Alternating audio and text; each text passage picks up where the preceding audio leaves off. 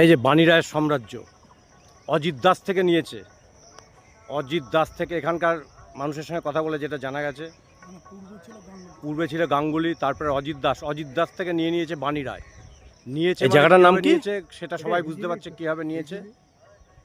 এই যে কোনো ব্লক টলক, এই যে এইরকম ঠিক এরকম পুকুর ছিল, এইরকম পুকুর ছিল, এখন এইরকম হয়ে গেছে বুঝিয়ে। দেখুন তৃণমূলের আমলে জোর জবরদস্তি করে এইসব করেছে, রাজত্ব ছিল, অ্যাপেল লাইনের সঙ্গে যুক্ত ছিল।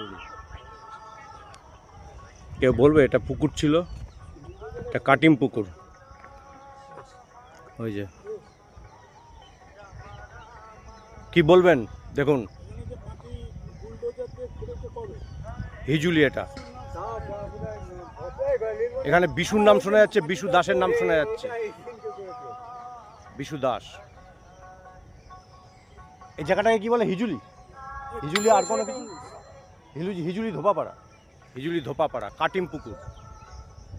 দেখুন কি করেছে, পুকুরকে পুরো ল্যান্ড বানিয়ে দিয়েছে, পুকুর বুঝিয়ে পুরো ল্যান্ড বানিয়ে দিয়েছে। দেখুন তৃণমূলের নেতা বিশু দাস, জমি মাফিয়া ডন, কোটি কোটি টাকা আত্মসাৎ করেছে, লোকের জমি দখল করেছে, বেনামে সোনা গয়না কোটি কোটি টাকা সম্পত্তি বানিয়েছে। হিজুলি ত্রাস। মানে আগে কি অবস্থায় ছিল এটা, এখন তো দেখা যাচ্ছে পুরো জমি হয়ে গেছে। এই যে এটা জমি হয়ে গেছে এই অঞ্চলে। কাটিম পুকুর কোনটা সে দখল করেছে? এইটা। আর এইটা? এইটা তো এমনি আগে একটা নালা টাইপের ছিল। হ্যাঁ, তারপরে